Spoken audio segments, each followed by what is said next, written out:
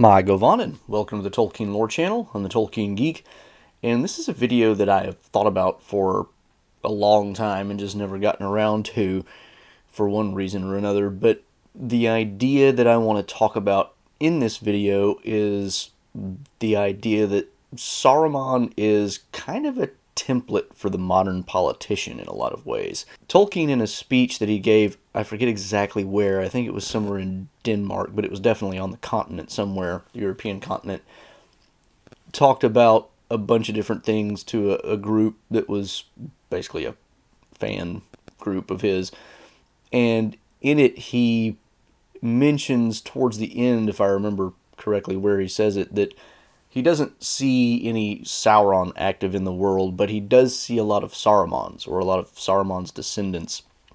And it always made me think that he kind of himself thought of Saruman as kind of designed as a sort of mirror for a lot of political leaders of a certain stripe. And this kind of goes with the nature of politicians in general, because politicians, by their nature, do certain things in order to get what they want. And by that I mean in a system in which leaders are chosen by either the people at large or a significant subset of them, politicians are necessarily put in a position where they are trying to appease a certain group of people, at least a certain amount that forms something like a majority in order to be chosen or elected. Whereas in a monarchy, and let's not forget that Tolkien favored unconstitutional monarchy over democracy here, that they, in this circumstance, in any kind of a democratic or semi-democratic system, this is the inevitable, perhaps, result of that sort of system, that politicians will necessarily end up becoming like this.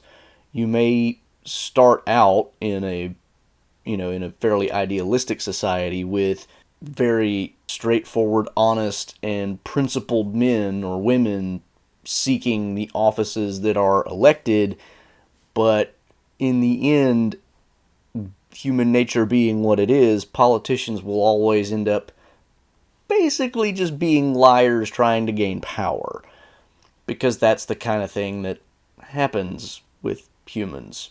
Humans are broken, especially if you share Tolkien's worldview that humans are a fallen species in need of salvation.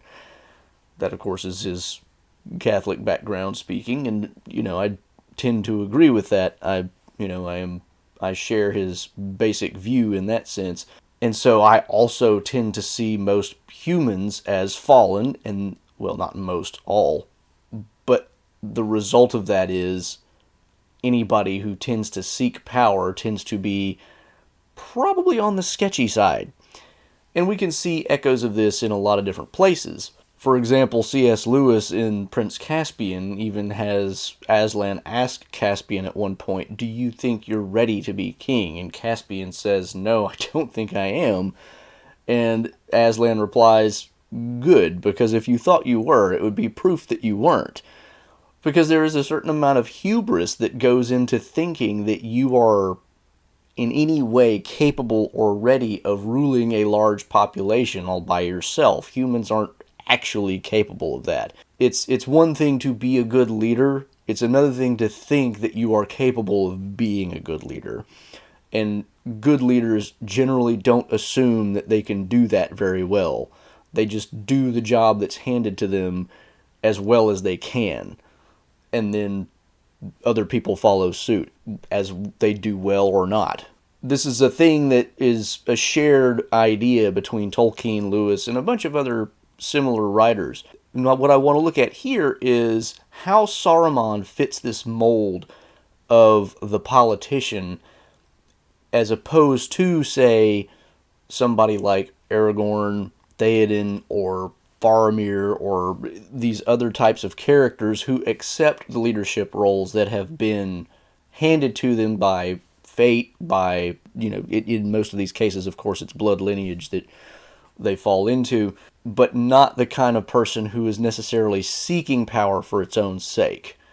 So let's take a look at some of the things that Saruman says and see what we can derive in terms of comparing him to politicians of the modern day. So most of the material that we're going to look at comes from the conversation that Gandalf and Saruman have when Gandalf visits Saruman, and this is a story that he relays later at the Council of Elrond. We don't know about it when it happens.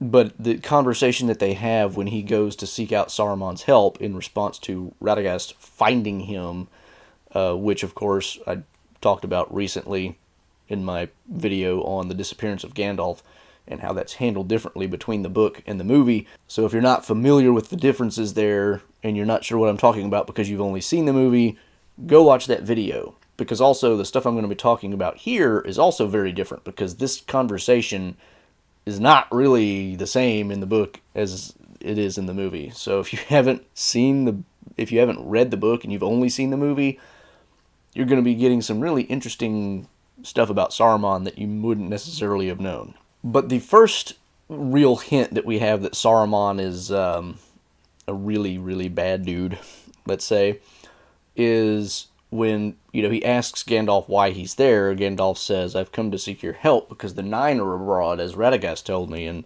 Saruman immediately starts unloading on Radagast, calling him the simple and the fool.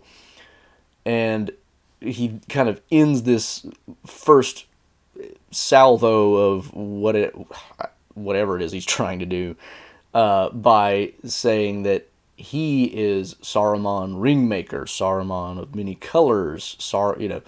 He gives himself these titles, including Saruman the Wise.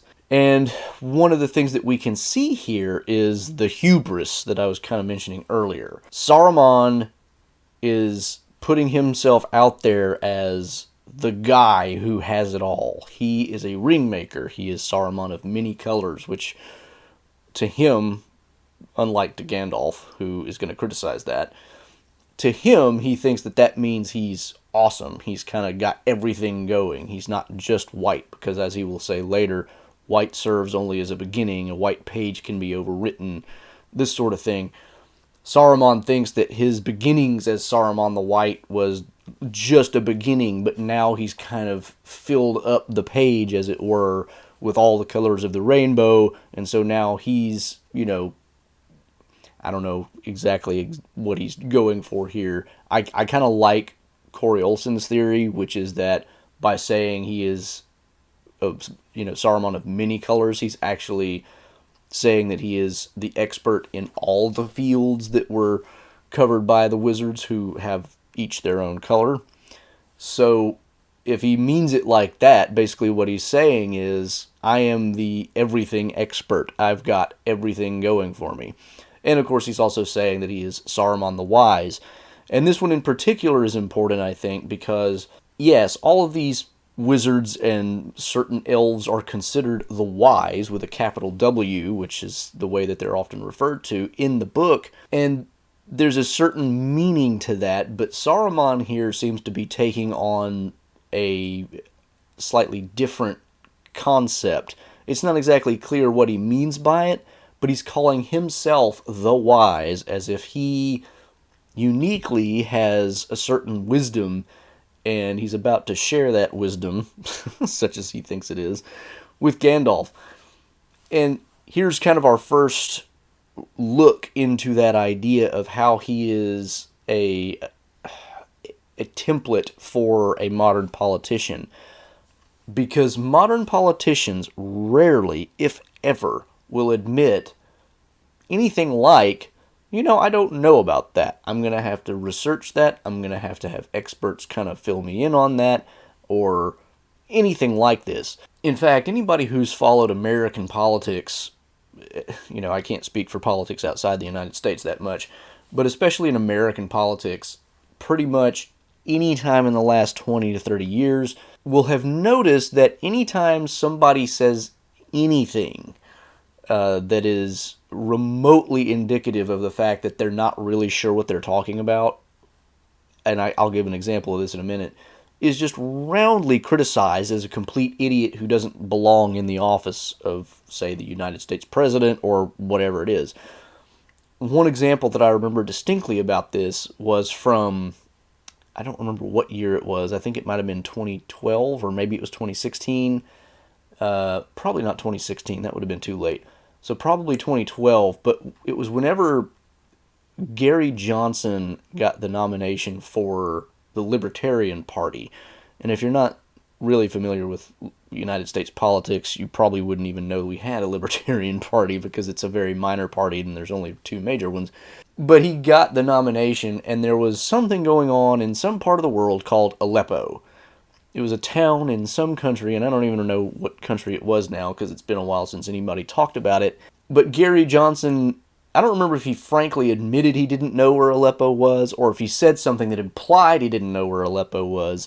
But as soon as this happened, basically everybody in the media, and a bunch of other people as well, were criticizing him, saying, he doesn't know anything about Aleppo, he doesn't deserve to be president. Now, keep in mind here that unless you're under the assumption that the United States' business is to be involved in every crisis of almost any significance anywhere in the world, the idea that somebody running for the office of president, who isn't president yet, needs to know about every single thing going on in the world that might have made a news headline somewhere is absurd. That's just... Now, maybe you do think that's the United States' business, but Gary Johnson was running on the Libertarian ticket, and Libertarians tend to be on the more non-interventionist side of the spectrum, with the idea that they don't think the United States ought to be intervening everywhere in the world just because there's some kind of humanitarian crisis or whatever. So the idea that he would know about this is almost assuming that he believes things that he doesn't believe. And this is hardly the only instance of this, right? But the point I'm trying to make is that Saruman here is doing exactly what a politician normally does, which is pretend he knows everything about everything, because if he doesn't know everything about everything, then the moment he slips up, makes any tiny little gaffe, misspeaks in any way, everybody dogpiles and is basically acting like this person just knows nothing and therefore doesn't deserve to be in any kind of political office, which is, again, absurd. Nobody can be informed about everything everywhere, but politicians have to pretend they are. And of course, often politicians running for office or in office have people who inform them about the things that they might expect to get questions on these days. But that's the point. They have to be informed of them by their staff because there's no way one person can keep up with all this stuff. Saruman here is claiming the opposite. He's like, I've got it all. I am the wise. I know everything. I have all the colors. I've got it all going for me. I know what's right and what's wrong. I know what we need to do. So, like I said, this is our first kind of hint of where Saruman is going. After a brief exchange in which Saruman displays a bit more of his pride and Gandalf criticizes his idea of not being white anymore, Saruman, and this one is a great one because this really does highlight a lot of things all in one, so I'm actually going to read the passage. Gandalf says, "He drew himself up then and began to declaim as if he were making a speech long rehearsed." Note that. "The elder days are gone, the middle days are passing, the younger days are beginning. The time of the elves is over, but our time is at hand, the world of men which we must rule. But we must have power to order all things as we will, for that good which only the wise can see." Now, this is just the beginning of it, and I'm going to end up reading some more of it as well, but I definitely want to stop here because there's already multiple things going on in this passage that ought to set off alarm bells. He draws himself up and begins to declaim as if making a speech long rehearsed. How many politicians ever give extemporaneous, impromptu speeches? It doesn't happen, and the reason it doesn't happen is partially because of what I mentioned before, which is you can't not know everything going into something. You have to be absolutely 100% prepared so that you don't make a mistake, so that you don't get jumped on as somebody who's an ignoramus or, a backwoods rube who doesn't know what he's talking about. And so, Saruman has been preparing this for Gandalf so that he can give this speech. But notice the funny thing.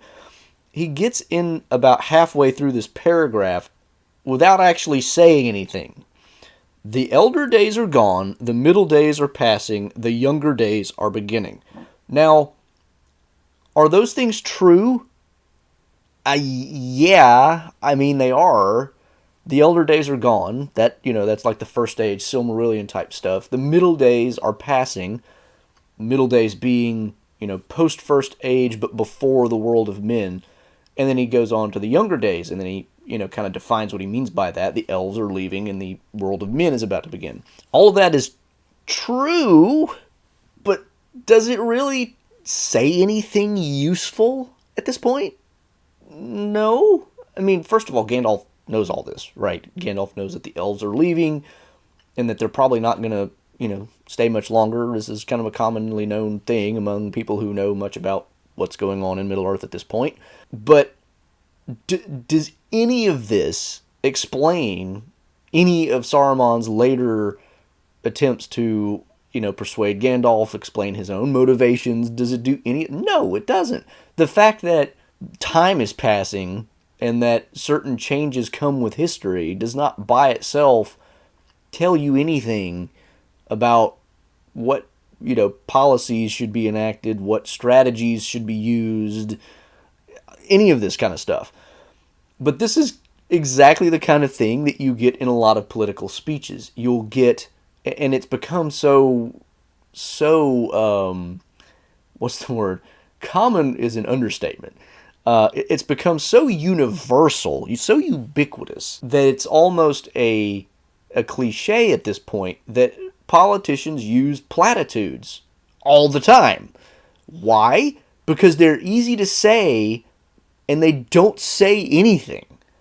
Platitudes get thrown around like crazy because platitudes can just be thrown out there and they sound great, but they mean practically nothing. Now, platitudes can mean something specific if you really nail them down, but generally speaking, they are used in much the same way that Saruman is speaking here, which is to say, to mean nothing of any real significance, but to make it sound like something impressive is being said.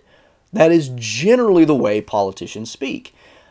And it's quite annoying when you when you have your eyes open enough to see what's going on and you notice these things. You begin to realize that in my opinion, and your opinion may vary, but in my opinion, probably 90 to 99% of all politicians don't really ever say much of anything more significant than a platitude, and they do that for less than, honorable reasons. Because all they're really trying to do is get elected. Not because, they're trying to convey a message that means something and that has value. So this is one thing we can take from this. Another one is the end of this paragraph. He says, "The world of men which we must rule, but we must have power to order all things as we will, for that good which only the wise can see." Here is Saruman the technocrat, right? This is, and I'm not going to get into specific names or anything, but we can all think of people within the last decade or two who have basically, said that, we're the experts, we know what's right and wrong, we know what, to do in this situation because we have, the technical expertise to explain to all you people who know nothing how we should go about doing whatever it is we need to do. This is also very typical of politicians, and not just politicians. This also applies to bureaucrats. Pretty much anybody who fills a role in which they are expected to make decisions that is either elected by, the population or put in place by the people who were elected by the population. In administrative agencies, at least in the United States, the people in them are usually appointed, but they're appointed by politicians. And they're appointed to fill specific roles based on, theoretically, the expertise that they have that matches that role. So, you've got the FDA, the Food and Drug Administration, whose job is to kind of regulate food labeling and what's safe and not safe. People in that you would expect to be experts in their field. There's the Federal Aviation Agency. You would expect those people to be aviation experts in some form or another. These people are all put in their positions to be experts in a particular field, just like we tend to want to think that the people we elect to office are also experts in some way at doing what they do. Now, the kind of people that get elected to more general offices don't tend to be quite the same as the bureaucrats in that they don't claim specialized expertise. But you will very often, especially in anybody running for national office, and especially for president, is what you'll get is arguments about who has, experience in, say, foreign policy. This happens in, I can't remember a presidential election cycle where this didn't come up. I have more experience in foreign policy than you do because you've spent no time in the federal government. I have more foreign policy experience than you do because I was in the Senate and you were just some, state legislator or whatever. It happens every time. Now, how much foreign policy experience do these people actually have? It's really hard to say, partially because the people who are in Congress and the Senate, usually when they're talking about foreign policy, have a lot of things going on behind closed doors. And I'm not criticizing the fact that they happen behind closed doors, because some things probably do need to be said in secret and not in the open so that, national security secrets don't get leaked and things like this.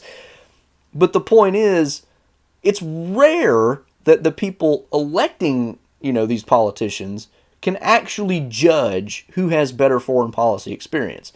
And as somebody has said recently, which I thought was a great line, and again, I'm not going to name names because I don't want to date this video or anything. Somebody recently said, foreign policy experience is not the same as foreign policy wisdom.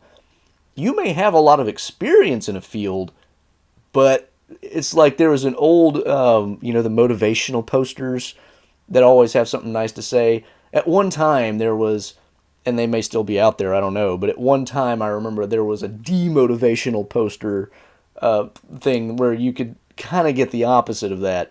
And they were all jokes, and one of them was great. It was, consistency is only a virtue if you're not a total screw-up.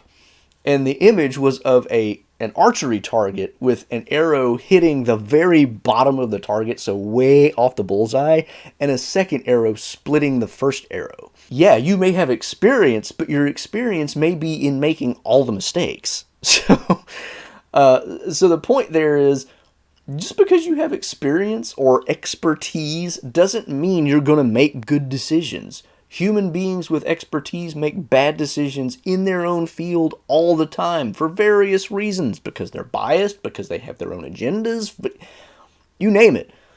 Again, humans are fallen, they make mistakes, they don't even just make mistakes, they do actively bad things. This is, humans we know do this, so it's not... Anyway, point being, Saruman is, again, trying to... step into this role of the technocrat. I am the expert. I know what to do. Very much in the vein of elected politicians and bureaucratic experts who say they know what they're doing. Now Saruman moves on, and so far Saruman has not exactly been a nice guy. He's been a little bit abrasive, to put it mildly. But now he kind of calms down a bit, like he's going to try to pull Gandalf into his orbit. He said, "And listen, Gandalf, my old friend and helper," he said, coming near and speaking now in a softer voice. "I said we, for we it may be if you will join with me. A new power is rising. Against it the old allies and policies will not avail us at all. There is no hope left in elves or dying Numenor. This, then, is one choice before you, before us. We may join with that power. It would be wise, Gandalf. There is hope that way. Its victory is at hand, and there will be rich reward for those that aided it. Saruman here is very, very obviously taking the ends justifies the means approach, and he will get even more deep into that as we go along. But he's basically saying, this is inevitable. Therefore, our wisest policy is not to resist the inevitable, but rather to join with the inevitable. And then he's later going to say, we can come with patience to direct the power. Now, the power he's talking about here is Sauron, which it's kind of interesting that he says a new power is rising, because Sauron is anything but new. Sauron has been around since the First Age, and he's been mucking things up the whole time. I can only assume that what he means here is the fact that Sauron is now returned after a very long absence, and is in that very limited sense new. But here again, we can see something like a politician's hallmarks peeking through, because politicians love to act like everything that's going on is, kind of a not a long-standing problem that everybody already knows the answer to. Because they have nothing to offer as a politician with expertise, let's say, if the solution to the problem is already known. If the problem is an old one which hasn't already been tried, and attempted to be solved multiple times in the same exact way that the politician is now offering. Which is why so often you'll hear politicians, if you really pay attention over the course of time, politicians will make promises like, I will solve this problem by doing X. But if you look at history, a lot of the time, what you'll find is politicians have been trying to solve that exact same problem by doing X for years, and it has not solved the problem. One of those things, just as an example, is the downhill slide of education in the United States is something that is a frequent topic in certain political races. And one of the things that is usually offered up as a solution to that is, well, we need more funding for schools. We've been increasing funding for schools for decades and decades and decades, and education has not improved. But it's always brought up like this is a new thing. Like, we need more funding. We need more funding, and that'll solve everything. We've been trying that.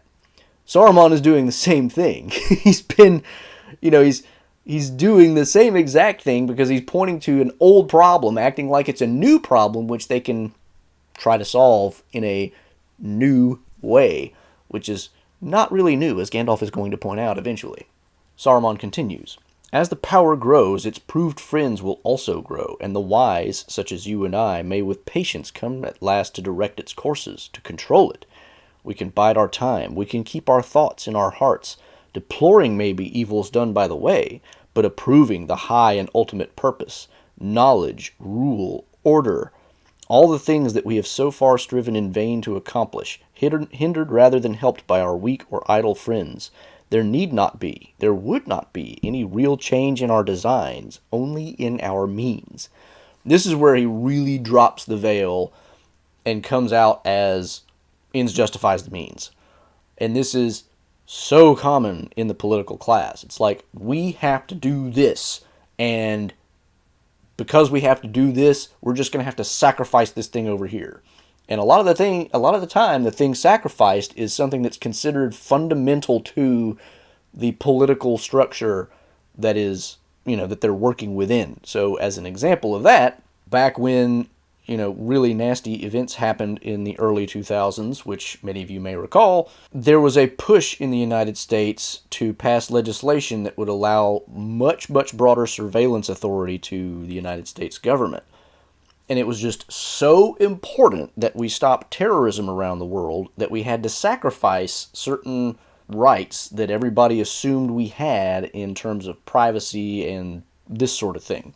And as time went on, of course, we realized that things were even worse than was thought at the time, and that the government has been snooping on people ever since in really invasive ways. Now, you can make an argument one way or the other about whether any violations of, say, the United States Constitution actually took place there, but the point is, A lot of people who found out about this kind of long after the fact because they just didn't really want to think about it at the time suddenly realized, hey, wait a minute, you've gone too far. And they always assumed that they had those rights whether or not they actually did. So this is the same kind of thing that Saruman is doing. This goal is so important, and the only way we can achieve it is by sacrificing our principles. Okay? That doesn't sound good. Because now what you're saying is, Saruman says that our actual design doesn't change, only the means. But what Gandalf hears, and what we should hear when we hear politicians talking about this, is no, actually, the end included those means in a sense. Because Saruman is talking about sacrificing literally everything that is valuable about the right side of the conflict in order to, quote unquote, win it. But when he's going to win it, he's going to have sacrificed everything that was worth fighting for. And Gandalf recognizes that.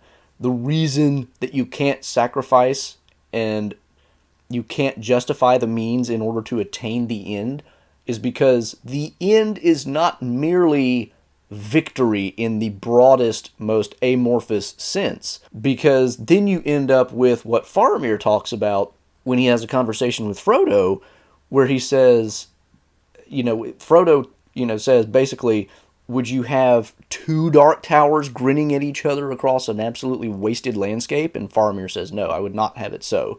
And the idea there is once both sides have resorted to ends justify the means, that's what results. You end up with two sides who are trying to win at all costs. And it's really interesting, actually. I kind of wish that Tolkien had left this in the final draft of The Lord of the Rings, but in an early draft, I think it's Imrahil, but it might have been some other minor character, basically says, if we're going to pull out all the stops and go all the way and, sacrifice all of our principles in defeating Mordor, we might as well just let Mordor win. Like, less loss, right? I mean, that way we don't all die in the attempt.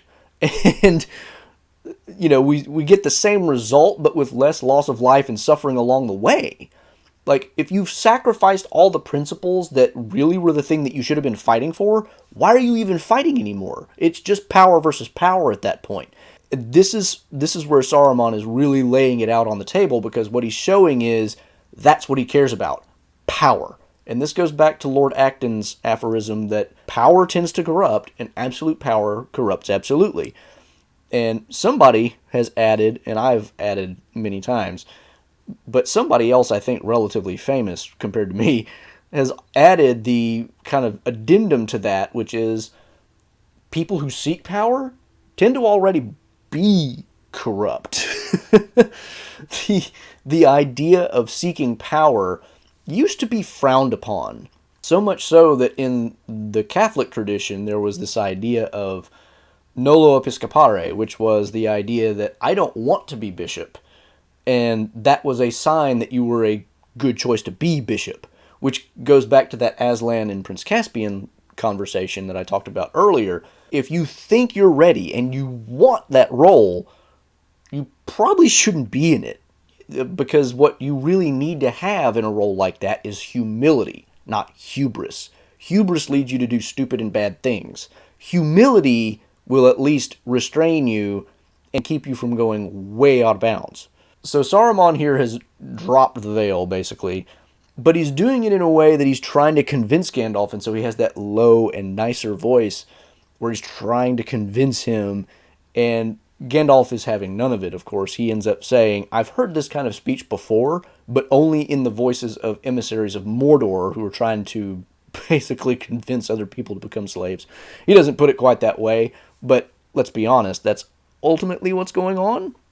At least in the instances Gandalf is thinking about, probably. Because ultimately that is what Mordor is all about, is enslaving its enemies. And of course we get that straight from the horse's mouth, as it were, when the mouth of Sauron will end up telling them, you've all got to withdraw past the Anduin, you'll all be tributaries, and this land over here is just going to be Sauron solely. So it's like they'll be free, but they'll be tributary. So everybody knows what that means. Ultimately, they're all going to come under the sway of Sauron, and it'll all be Sauron's. So, this is the direction that this sort of thing goes. Saruman, after Gandalf criticizes him and calls out his Mordor-like tendencies, then offers to basically go for a second route. And he says, well, so this option doesn't really appeal to you, so what about the second option? What if we had the ruling ring, and then we could have the power, and we could just control it outright? Because Saruman so far has been talking about Sauron's victory is inevitable, he's going to get the ring, he's going to rule the world, and we will have to kind of bide our time and eventually come to try to control that, which is a fool's fantasy to begin with. And there's, elements of politicians in that too. It's like some politicians often think that they can achieve things that are just not realistic at all. But not to go too deep there, but then he shifts and says, what if we had the ruling ring and then we just had the power and we don't even have to bide our time and we just do it ourselves? Gandalf sees through this as well, of course, and he says, don't bother to say we, because only one hand at a time can wear the ruling ring. And Gandalf is pointing out something else here, which is politicians, especially in something like democratic style governments, will constantly play the tune of I am the public servant, and therefore it's actually the people who are in charge. But very rarely is that actually the case. The people very rarely matter in terms of having their voice heard. Once a politician is in office, they go after their agenda. And usually that agenda is paying back, major donors, running for a second term, or whatever it is. I dare say, if you went and looked at, for example, any given politician and the promises they make when running for office, and then compare their voting record after they're in office, and then compare that again with their rhetoric while in office, that everything matches up. It just doesn't happen very often. There are a few out there probably who do, but I would be willing to bet, again, that if you looked, 90+% don't actually match up with what they promise in terms of their actions when they hold office. It just doesn't happen. So again, what we're looking at here is a very political type of mindset where the promise is, we share the power because it's, you and me, buddy. But that's not realistic and it doesn't happen. What actually happens is one person has that power and they use it for themselves. And what does that mean for everybody else? They suddenly don't matter as much once the power is in the hands of the person who's seeking it. Another thing I did want to point out before that I've neglected to mention was Saruman's emphasis on the ends that they're looking for: knowledge, rule, and order. Okay, I love this because knowledge, rule, and order are all perfectly fine things, but they're not ends in themselves. Knowledge can be used for good or ill. Rule can be benevolent or tyrannical. Order can be, valuable, but it can also be over strict. Just as an example in, again, U.S. politics, because that's, what I'm most familiar with, most of the time, especially in the last few decades or so, a lot of the time you'll hear the two sides of most major, candidates' policies and whatnot. You'll hear things like, on the Republican side, they'll say we need law and order. And that sounds great, because we do want to curb criminality. But at the same time, if you look at some of the things that Republicans want to do in terms of how to impose law and order, again, it kind of skirts on the edge of, or crosses way over the edge of, violating constitutional guarantees. On the flip side, Democrats will often talk about how they're the party of science, and they also even will, despite their claims, also support a lot of violations of the U.S. Constitution, even on the law and order aspect. It just depends, right? There's no real consistency on either side for the most part. They'll promise all these things that sound good, but in in pursuance of what they claim they're pursuing, they'll end up trotting on people left and right to get there. And it's really ugly to watch if you're paying attention. And this is why Tolkien didn't like democracy and he favored anarchy or unconstitutional monarchy. And, who could blame him? And there's more stuff to Saruman, of course. We get more conversation between him and Gandalf where he really tries to pull Gandalf in on his side when he's lost. Here he's taking a more superior approach, and there he tries to, later on when he's defeated, he tries to act like he's, more of a supplicant than a generous offeror of a great opportunity. But in both cases, one of the things that we see is that Saruman will, when really confronted with the dishonesty of his own position, just blow up in anger. He does not brook opposition, and this is true of a lot of politicians. And you can imagine some of them. I don't have to name names again, but the people who want this kind of power want it because they think they deserve it. And when you think you deserve that power, and somebody comes along and points out how you're being dishonest or whatever, that does not sit well with somebody with that kind of arrogance. So, just again, the whole idea here is that Saruman looks so much like a modern politician. It's not even, it's uncanny how well Tolkien captured this whole idea. And again, it kind of goes back to his Christian, fundamental beliefs about man being fallen, but also his not very hidden dislike for politicians and his preference for something like a more traditional monarchy that, you can really see coming through here. So that is a rather detailed look at what I think is how Saruman really matches up to politicians in the modern day. And as should be clear by now, I'm not using this in a one-sided fashion. I think this goes, all directions. There's no political party out there who does not escape, who escapes this criticism. I think it's true of basically all of them. So I'm not trying to be one-sided and say that, your side is bad, my side is good. No, they're all bad. And this is what Tolkien would say. Like, even during World War II, he says there's orcs on both sides. He tells this to Christopher in a letter at one point. It's like, there's bad people everywhere. That's just the nature of, who humans are. And Saruman, for all his claim to be wise and for all his being a Maya instead of an actual man, proves himself to be, just a more powerful and in that way a worse version of what man is, because the corruption of the higher is the worse. The better a thing is, the worse its corruption is. So, Saruman as politician. What do you think about my analysis? Did I miss anything that you think is significant? Do you think I'm totally off base? Should be an interesting conversation in the comments. Try not to get into individual political things if you can. I tried to avoid it as much as I could here. I kind of had to throw in the Republican-Democrat divide towards the end to kind of explain what I was getting at.